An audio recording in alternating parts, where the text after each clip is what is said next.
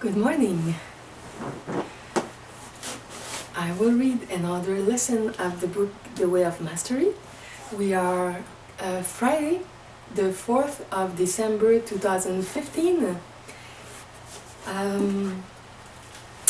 And after, I will record in French another session of self-therapy or divine therapy. Yesterday I recorded the second session.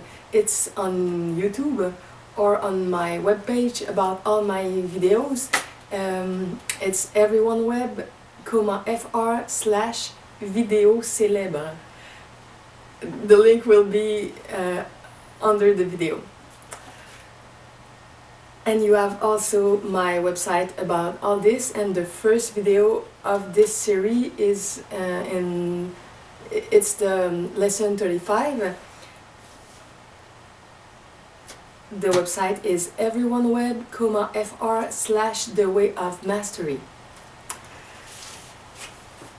I suppose you know all that because you have watched other videos about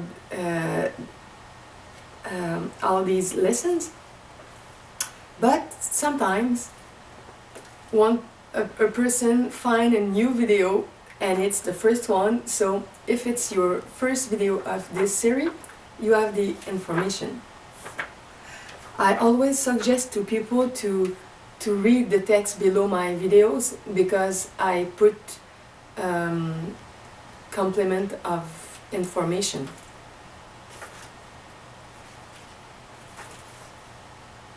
At this place. This is my chair where I read, where I meditate, where I pray, where I do some visualization exercises, where I practice some spiritual thing about divine connection with special techniques, where sometimes I put my computer here and I can watch video or answer to some email.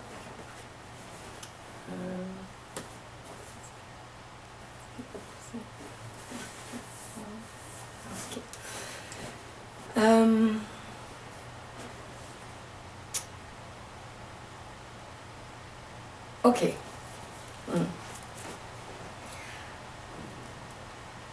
I will start, it's the page 188, lesson 16, the birth of Egoic consciousness. It's until the page 2000. Okay, 12 pages.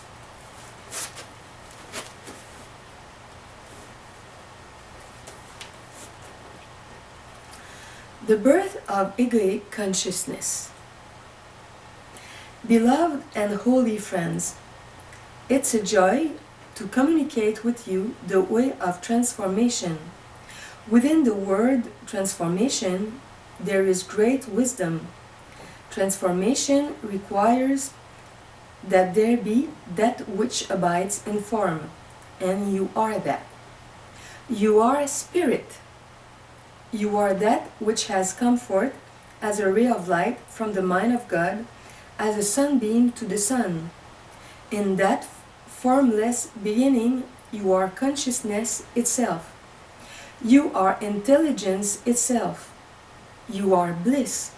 You are radiance. You are compassion. You are the potential for endless creativity. You are God itself. Now, that is the first time that we have been quite so bold. It is the first time that we have described you as that which is God. This can only mean that what you are in your essence, in your essential being, is God Himself. The first level of creation, pure spirit. The first level of creation is when that which we call God, or Abba, first began the indescribable, the unexplainable mystery of birthing himself forth out of the eternal matrix of His being. That first level of creation was pure spirit, a subtle movement in which a gentle sunbeam begins to emerge from the sun, or a ray of light soundlessly begins to emanate from light itself. In pure spirit, you are unbounded, you are without form, but you are not without consciousness. You are not without self-awareness. In spirit, there is only self, not self and other, not self apart from form, but simply self, with the big S. Radiant, shimmering, unbounded, alone, yet not lonely, rather filled with self, filled with God, filled with love. The first level of creation never changes. It is as God itself, for the sunbeam is as the sun, the ray of light as the light. A momentum, though, has begun, a momentum extending from the pure potentiality of all that God is, for love seeks only to extend itself. Extension is an activity, it's a movement, and for there to be extension, there must necessarily have then been created what you call space. But even at this level of creation, the space of which we speak is not quite what you would perceive in your mind, as you think of that which contains the planets whirling around your sun. Rather, it was more like a mathematical concept. It was the idea of space, in which extension could occur. There were not yet planets and suns. There was not yet a single atom or molecule of matter. There was pure thought, pure love, pure being, beginning to entertain, and I emphasize that word for a certain reason, the idea of pure space, pure extension, unlimited, unbounded, forever. There was pure spirit. That is what you are now and forever. Spirit does not change. There is that which in you, right here and right now, even as you read these words, even as you perceive yourself as a body sitting in a chair, beyond all that you see with your physical eyes, all that you are aware as and within the body, beyond the activity of the surface level of the mind, in which there is the firing of the neurons in the brain almost without ceasing, so that the mind seems to never be without images and thoughts, is spirit. Far beyond this planet, and yet right where this planet abides, far beyond this universe, and yet right where this universe abides, far beyond all dimensions, the infinite dimensions of creation, yet right where those infinite dimensions exist, spirit is. Here is found what I have often referred to as the real world. Here, peace abides eternally, with perfect consistency and without interruption. Here is the living reality which has been reflected in the sentence, I and my Father are one, or I and my mother are one. In other words, when consciousness transcends its perception of itself as being only conditional existence, being only the forms of existence, such as the body-mind, the particular sense of self as separate from all other selves, the blade of grass, the cloud in the sky, the rock upon the ground, when consciousness transcends this sense of itself, it abides not in a thinking relationship. It does not observe spirit as something else and then says, "Oh, that's what I am. Great." Rather, there is a living sense in which consciousness, as such as the self, rests in the self and simply knows, for only knowledge is immediate and not mediated by any concept, form, or experience. In such a moment, and it takes only a moment, there is immediate awakening to the reality of the real world, in some form, and notice I said in some form. Consciousness then dances back into the extension of spirit, into the extension of reality, into creativity, into creation. In the human form, it can say, "I and my Father are one." There are many such statements within the human family that have been uttered to express that awakening, that reality. The creation of the soul. Now, in this ceaseless movement from that which never moves, as the ray of light emerges from light divine, unbounded, eternal, unobstructed, and the very desire to be creative, to extend creativity ceaselessly, and that is what creation is, spirit begins to condense or descend. These are both very special terms. Again, we are now using language that finds its source on your side of the fence, that is, on the side of the fence of phenomenal existence, not on the side of the fence of spirit, where language is hardly required. Spirit continues its dance. As the one mind, God entertains the extension of creation, and spirit begins to condense into something that has not yet ever occurred. The thought, and again we are still operating at a level of pure thought, pure potentiality. There is not yet the deep darkness of the space of your universe or of any dimension whatsoever, begins to condense into a thought of individuation. Perhaps you have seen in your television commercials when the milk is poured into the glass in slow motion. As the milk hits the glass, it begins to move back up the sides as the cup begins to fill.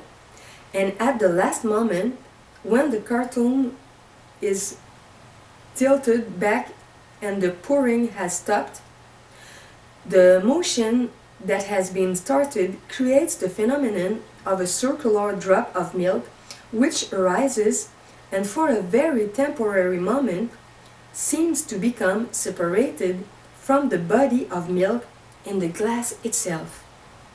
It emerges, and in a split second, you who are watching the stream have the awareness of an individuated drop of milk that seems to exist completely independent of the body of milk itself. Then, in the next moment, it drops back into the body of milk, and you lose awareness of it as a separate thing, a separate drop of milk. But it is still milk. From your place of perception, it merely looked as though it had separate existence. Now, that is an analogy, of course, since the soul is not made of milk, but it does create a picture for you of what occurs when the body of spirit continues in its entertainment of creativity, out of which emerges what we have called soul, the first subtle inception of the thought of individuation, of that which is an individuated expression of the fullness of spirit, which is light, which is God. Why? All for the joy of extending creation, that one might be aware of itself in an endless variety of form. This is where it begins, the delight of creation. That is what you are. In pure soul, there is still only pure potentiality. There has not yet been what you would know as experience. There is, however, the first subtle awareness of the one self being aware of itself. Separation is birthed. As soul continues the extension of light, of pure creativity, it condenses, it descends to the next level. Again, since we are using language from your side of the fence, there are not many other ways to speak of this. The soul descends or condenses and begins to create a deeper awareness of itself as an individuated thing. Now, its awareness of itself as spirit is taking on a new coloration, a new vibration. It is becoming very close to what many of you have experienced in your own meditations and prayer, or the time you heard a child cry, or you walked through a forest at dawn, when your egoic mind was temporarily transcended and you had a sense of your oneness with God, and yet still felt other than God, creator and creator, son and father, united yet somehow different. Here is where the separation can be said to have occurred, for it is here in the first level of pure potentiality of this unique thought that which intelligence is, that which love is, that which light is. I have referred to this in A Course in Miracles as mind, which is not merely the prattling that goes on in the human brain that you refer to as thinking. Mind is much vaster than that. It is here in the first level of subtle perception of the self, with a big S, as an individuated matrix of awareness that has awareness of itself, and yet the self or God is somehow something different than what the soul perceives to be itself. Here is where the first unique thought of separation is birthed.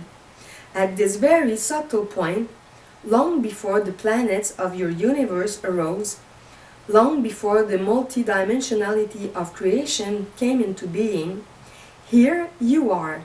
Here there is but one soul, a unique expression of the one spirit, itself the unique expression of that one who eternally is. Here, creativity gives rise to the power of thought. It is from the field of thought, pure thought, that creation will now begin to spring immediately into being. Here, at this subtle level, the drop of milk has seemingly separated itself and now feels awareness of itself as separate from the body of milk. And for a moment, for just a moment, there is pure joy, because it is still the one doing it, out of entertainment, out of pure play, out of the sheer exuberance of extending itself and its infinite power ceaselessly and without limitation. For you see, if God, who becomes you, held the thought, I certainly can't separate myself from myself, that would be a limitation. So, the one creates a drop of itself along with the perception that it perceives itself as separate from something that is now for the first time other.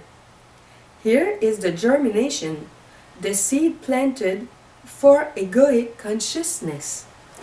But that is still a little further along in the story. As that first thought of separation is dreamt, a new energy is born. That which has been pure joy, that which has been pure freedom, pure safety, now changes form slightly. You could say a drop of milk within the drop of milk seems to separate and take on its own energy, and that we have called fear. Here is born not extension, but contraction, or the experience of contraction, as fear emerges in awareness. Now, the river begins to cascade very, very quickly, out of fear, out of the first inception of the thought, I am alone. I am separate from my Creator. Yet, in reality, it is the Creator perceiving the Creator and creating the perception that God is separate from God. With that thought, an explosion occurs, very like what your scientists have called the Big Bang. They do not know how close they are. They merely need to make the shift to seeing that the Big Bang occurred in consciousness itself, not out of pure matter.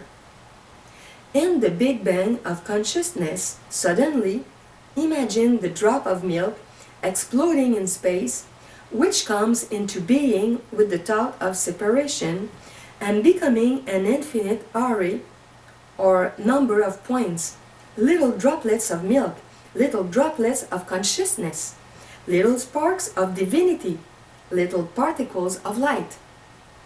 To use yet another analogy from your realm of science, the wave of light has now become particles of light. When and why? Who can say? Only that one who is doing the birthing of itself knows, and you are that one. As these particles of light are now spread out through the infinite reaches of the pure potentiality of spirit, which is light, which is God, each particle possesses the exact same potential. In fact, you could not find any difference between the points of light whatsoever, none. If you were to measure them, they would be the same size, although they have no size. If you measured their frequency or vibration, they would all be the same, identical points of light that seem to have now taken existence in different points of space. That is, there is the sense that while they are identical in quality and substance, there is a slight difference in the space that each one occupies, as though you took two identical pencils and put one on the left side of the table and one on the right, still made of the same substance, but now, in the vast continuum of space, that which is identical is occupying 2 points of space, each with the perfect freedom, mirroring the perfect freedom of the one God. Infinite rays of light, now mirroring and reflecting the perfection of the freedom of pure potentiality, which is the light itself, the pure potentiality to create, and each one has within it the thought, the recognition, the perception of separation. Fear has been birthed, and with it the thoughts, I am alone, I am not that point of light over there, I'm just myself. As the energy of fear continues, the contraction, the condensation, the descension continues. Now, what has burst forth instantaneously, this is not yet required time, is the multitude, the infinite multidimensionality, which is creation, except the physical universe has not yet been birthed. The physical universe requires the concept of time, for only in time does the physical dimension exist. Here is where you find what has been called in your language the hierarchy of angelic beings, of angelic worlds. They are points of light, just like you, but not in the experience of time, nor in the condensation that you would call physical bodies, not even the lower astral bodies. Still, this multidimensionality of creativity is a radiant dance with just a tinge of a sense of separation, or otherness, or fear. The creation of the physical universe. In this multidimensionality, which is still pervaded and is as light itself, condensation continues, and here your scientists begin to tap into it so you can see how many steps removed they are. But here light begins to condense into the particle of matter. Again, the explosion occurs as the one basic atom or atom explodes in the Big Bang, and the multitude of bodies, of planetary bodies, including your central sun of your tiny little universe, is birthed. The physical universe of which you are a part as a human being is vast beyond comprehension, yet it is a tiny speck of dust. It is as a tiny speck of light floating seemingly freely, like a tiny drop of milk that seems to have separated itself from the body of milk, and is unaware of the multidimensionality of radiant light and spirit and God in which it floats, out of which it has been given its very existence. You are therefore not outside of spirit. You are held lovingly, your whole physical dimension, in the center of spirit. As this condensation continues, what you have been told to call life begins. Conditions are set up, emerging from what? Pure chance? Hardly. It emerges out of the pure potentiality, the power and the perfect intelligence to create. Although now that creativity is expressing itself more and more out of fear, not out of pure joy. It is like taking a note of a flute and muffling it slightly so that it has a different quality. Yet it is still pure energy, for what can fear be but energy? Just as love is energy, compassion is energy, sadness is energy, and anger is energy. Do you see? Fear is just an energy and nothing more. In itself, it is perfectly neutral, for all events are neutral, and fear, being merely a dance or a play of energy itself, must be an entirely neutral event until something arises to perceive and experience it differently. And what is that? The birth of egoic consciousness. Fear has taken its final form. Here, fear has condensed into its final form. There can be no further condensation of the energy that has become fear, for egoic consciousness is fearful consciousness. The ego is fear, yet it is made of pure power, pure potentiality, unlimited creativity.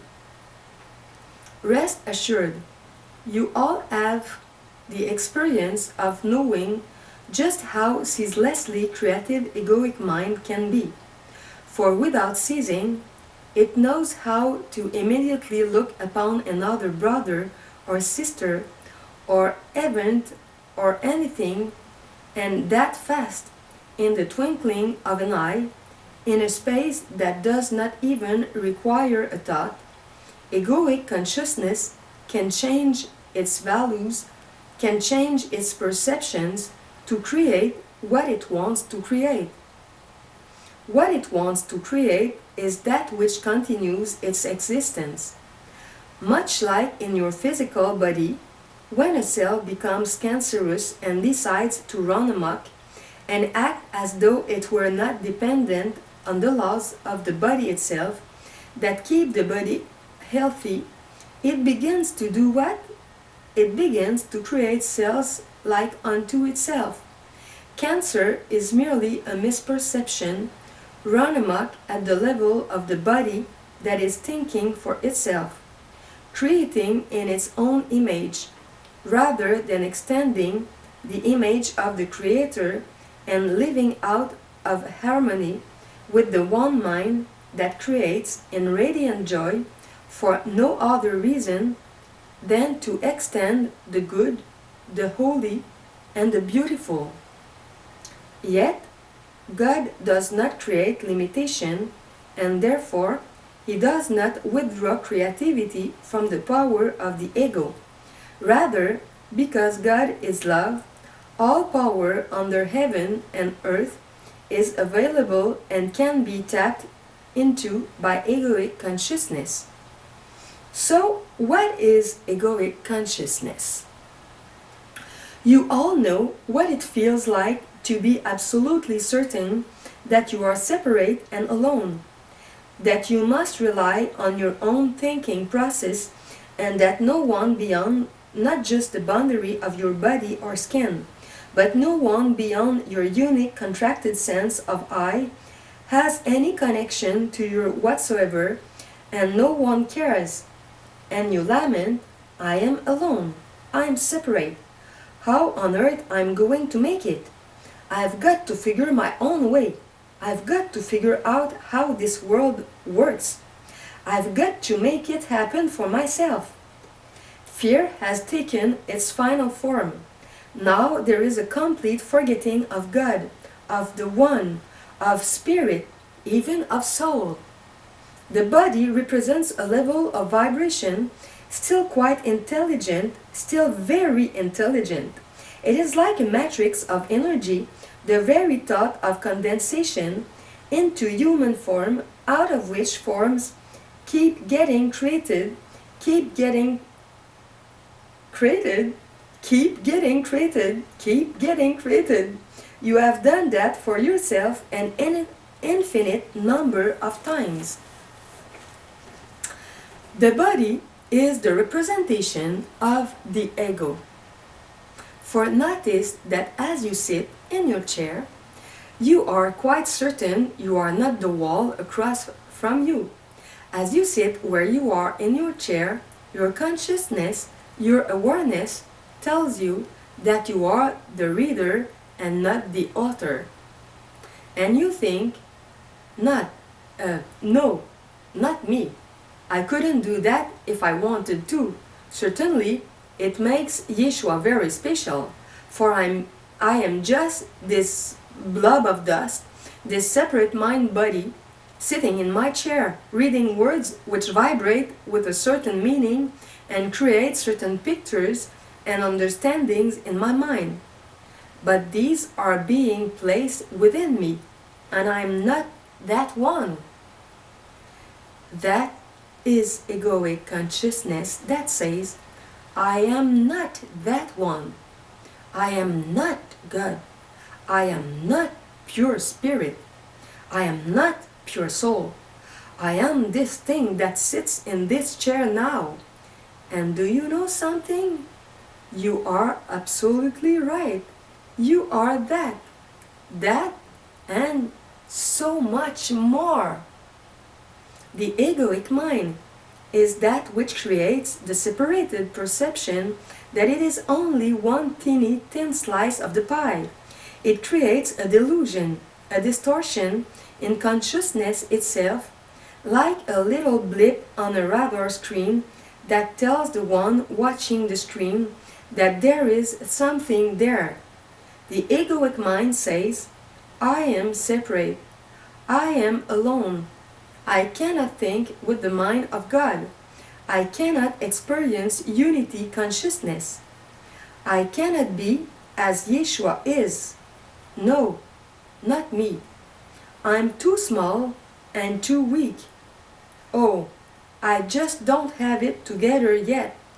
Maybe someday. Yet, all the while, you are that one.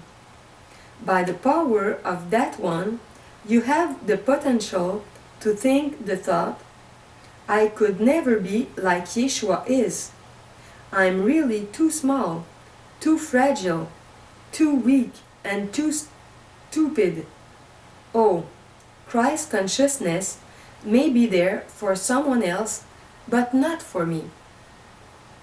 The whole while, that very thought must use the power of the One, for that power is life. That power is pure being. That power is the real world.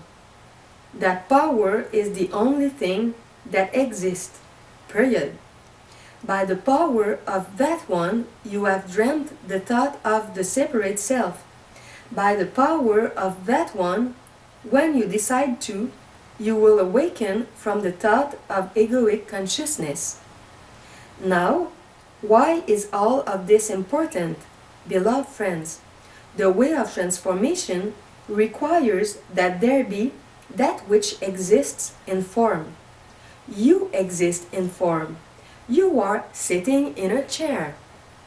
You know the space and volume of a human body. You know the particular thoughts that you identify as your own. Just a little comment. In many videos, I'm not sitting in a chair, and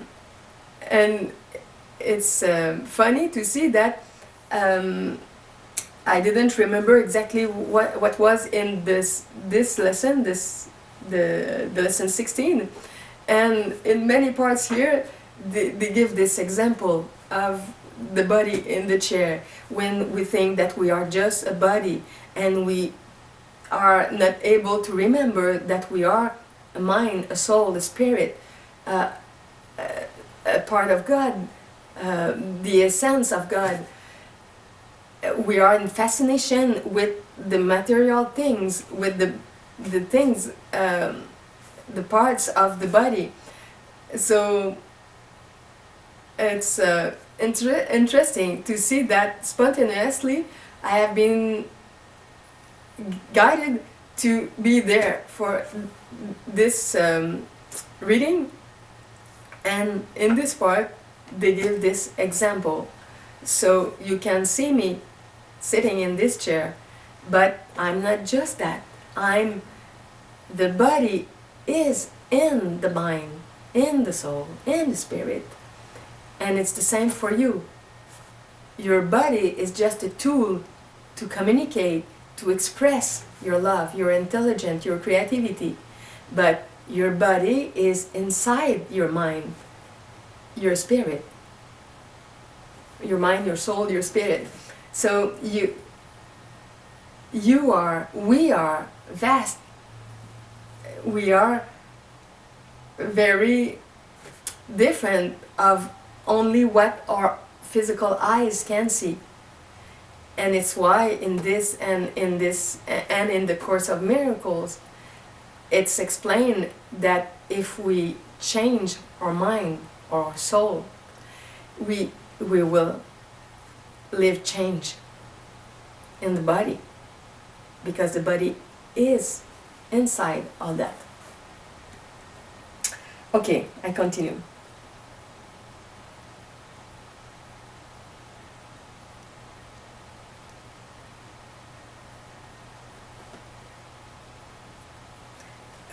I'm not sure which one, the last paragraph I have read.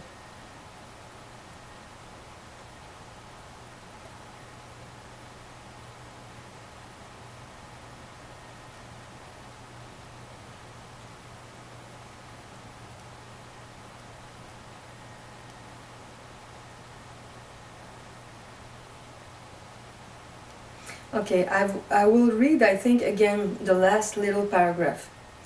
Now, why is all of this important, beloved friend?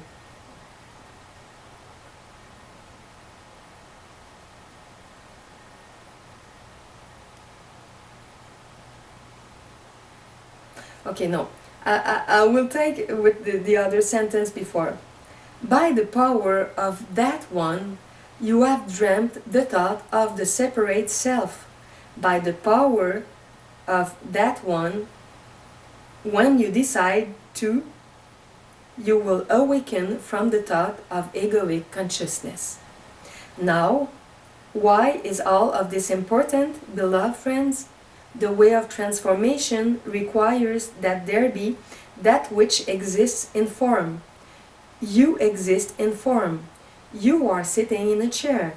You know the space and volume of a human body. You know the particular thoughts that you identify as your own. You have a history to that body-mind that emerged from sexual desire between two beings called parents who got together, and a little thing wiggled its way up to touch another thing, and there was a burst of light and a pure spark of pure soul made of decision from intentionality to become fixated or identified with and as a physical form. So, having a good time on a Saturday night is the source of your being as a bodily being. It's hard sometimes to remember where I was, because I have read this book many times. So when I see the paragraph, I remember that I've read it, but I'm not sure if it's just some seconds ago or the time before. Okay, you understand? If you were lucky, both parents consciously desired to use the body as a communication device for teaching only love, and gave one unto another, and then accepted that little spark of light that begins yet the birthing of another body, and clearly invited another soul to come and abide with them as teacher and friend, as brother or sister. Unfortunately, that is yet rare upon your planet. That is the matrix into which you have descended time and time again, as you have come to teach yourself that you are just a separate, lonely, failing, weak individual. At the death of the body, you have found yourself as soul and been frightened by the radiance of your light, because that light is not the same as your interpretation that you had learned of yourself. Fear causes condensation, contraction, falling, if you will, and what you fall into is a matrix of energy that best resonates with your own perception and belief about yourself. Belief is not just thought, it is a quality of vibration. And you fall, yet again, into a field of energy, into a dream, into a physical universe, into a time frame, into a family structure that resonates and vibrates with how you have learned to perceive yourself. All the while you are yet that one, radiant, perfectly free, using the very power of God to create and believe in a dream of smallness, weakness, separation, and loneliness. Right now, as you read these very words, now that is what you are doing. You are choosing how you will think of yourself, and how you think of yourself is reflected in the world that you see, in the experiences that are manifest within your own particular universe of consciousness. If you knew that you were the unlimited one, you would never fear the creation of the golden coins again. You would never believe that you must live in lack. but you are still, for the most part, clinging to the belief that you are that small little thought of separation called egoic mind, still struggling to find God, not recognizing that it is the very power of God's presence from which you create the perception you hold of yourself. So, there you are, sitting upon your chair, and you are that one. You are in form. That is, you have created a perception of yourself that includes the experience of being a body-mind, which is separate from all other bodies. It is separate from the rock. Obviously, you can look out your window and tell that where the body is that you identify with is in a different spatial point than every other object. That is what this world is. This universe is the attempt to create a reflection that convinces you that the first fearful thought of separation is the truth of who you are.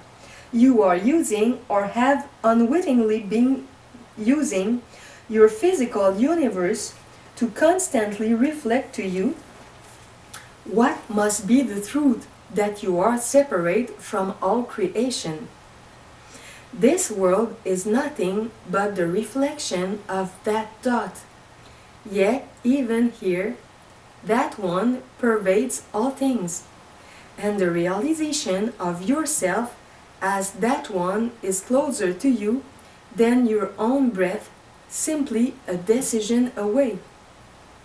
Here, there is great richness not found in any other dimension, the richness of the dramas of separation, of seeking, seeking, seeking, seeking.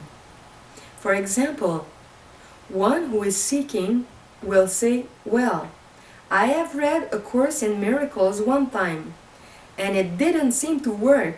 I'll read it again. Oh, that didn't work. Well, maybe I'll go try this form of meditation. No, that didn't work. Maybe I'll try Buddhism. No, that didn't work. I'll try Christianity. No, that didn't work. I'll try drugs. That will do it. The very energy of seeking is the egoic energy, for only the ego can seek. Pure spirit can only extend, and there is a huge difference. Egoic consciousness plays itself out through the forms of spatial relationships. You have a spatial relationship with your employer. You have a spatial relationship with your spouse, your lovers, your car, your boats, and your automobiles. And the world plays off of your need for specialness, such as, look at this automobile. Isn't this one sexy? Oh, you're going to feel so good. So you seek to create the means to possess that certain automobile. Or you think, if only I had that person as my spouse. Oh, let me seek that one by seducing that one. I'll act as though I'm other than my poor, paltry, lonely self, so that they think I'm grand. I will ruffle up my peacock feathers.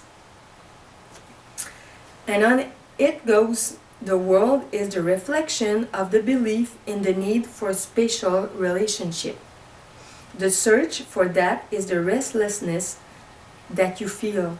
That restlessness that you feel in the mind, that creates the waves of restlessness in the fluids and subtle energies which are contained within and make up the illusion of the body.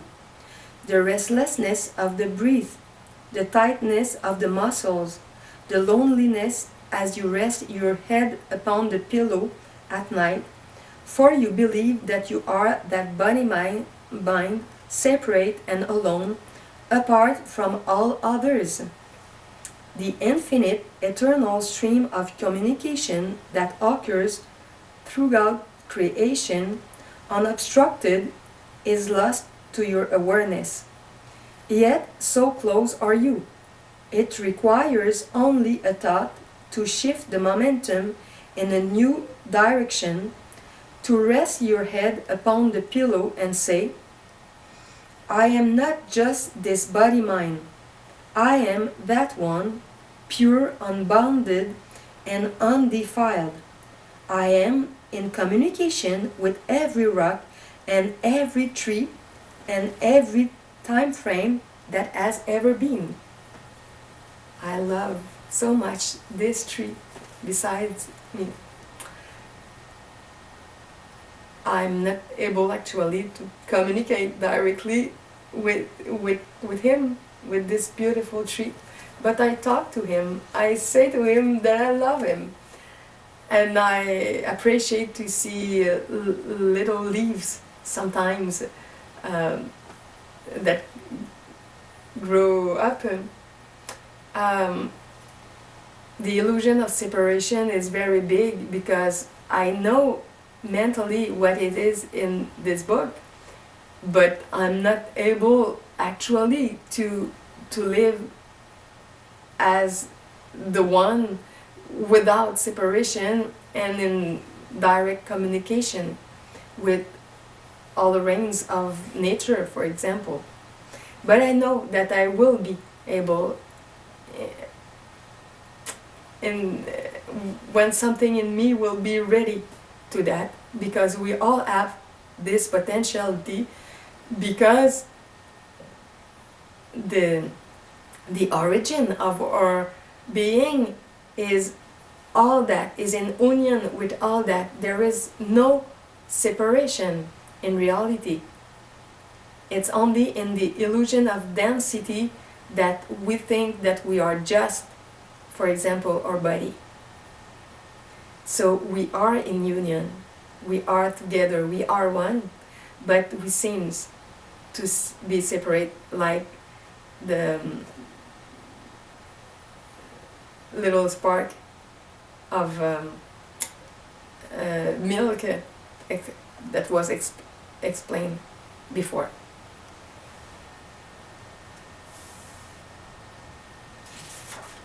Okay, the 3 last pages are 2.5. And yes, when you begin that thought, it will seem wholly insane, because you have been on the other side of the fence, looking at reality from a certain perspective. It fits like a glove upon the hand, but that does not make it right or true. Insanity seems sane to those who are insane, so that is just the way it is.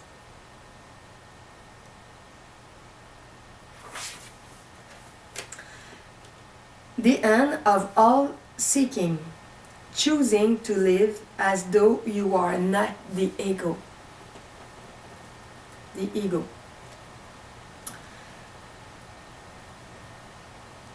It's the difference in French and in English. In French, we say l'ego, and in English, the ego.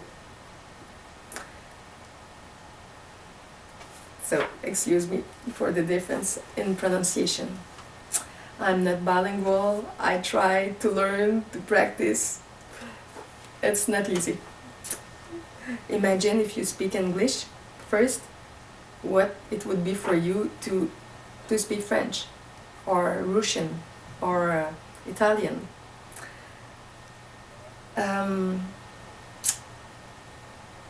Okay, I read again the title of this part, the little part of this section, this lesson. The end of all seeking, choosing to live as though you are not the ego. But the end of all seeking occurs when one dares to hold within the mind a different thought. You have heard it many times through A Course in Miracles, through many of my other channels. Only love is real. You are not the body. I and my Father are one. I and my Mother are one.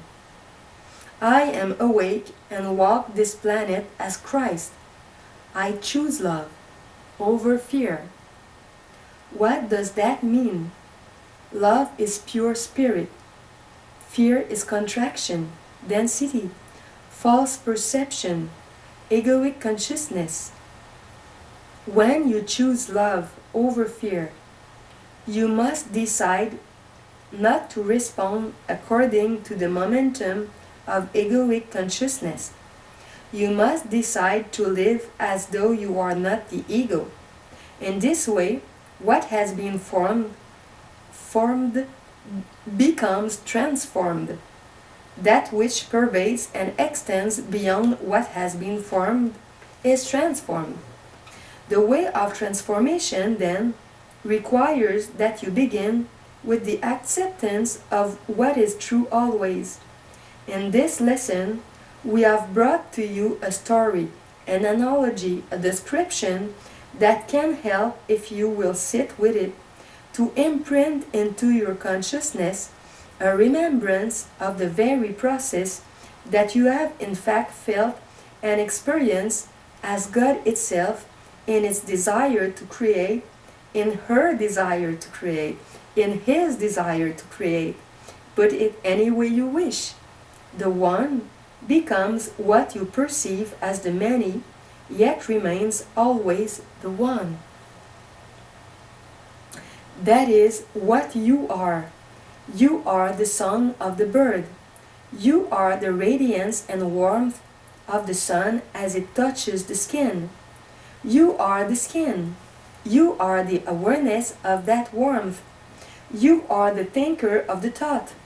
You are the thought. You are the deed. You are the space from which all thought emerges.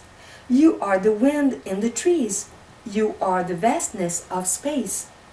You are that one who is eternal. You are the one bold enough to dream the dream of separation, without ever losing perfect unity. And you are the one, the little drop of milk. It was the word drop that I have forgotten before. I said the sparkle of milk. It was the drop of milk. And you are the one, the little drop of milk experiencing the remembrance of the divine, of the real, of the true, of the one. Your journey is not alone. Even now you are perfectly awake, for only one who is awake could dare to create the great cleverness and creativity through which you, as a spark of God, become increasingly aware of yourself. God diving into God, God discovering God. What a delightful, delightful play! Here then we begin to let the secret out of the bag. Separation was not because you sinned. Separation was not because something terrible went wrong. Separation was just another form of the dance of creation itself, perhaps taken to the extremes, for God seeks the limits of what is unlimited. You have been playing a game of hide and seek. You are the one with your eyes closed, leaning against the trunk of a tree, counting while the fragments of yourself ran to hide. And you are the one who has reached out to discover those fragments and is in the process of doing that. You are the one who has become the many and then has waited to be discovered by that one. You are the soul waiting to be touched by grace. You are the separate one hiding in the darkness, trembling and yet wanting light to find you. Why not begin now, in this moment, by sitting quietly as Christ for 5 minutes and say to the one who is coming now from the trunk of the tree, I have done a very good job of hiding, but you know, I think it would be a great delight to be found. Find me, dear Father. dear Mother. Touch me with your grace, because I'm you. I will decide to receive it. In this moment, I choose now to remember that I am the one who has both sought and found. I am the one who has remained perfectly unchanged forever, and I am the one who has perceived myself as having changed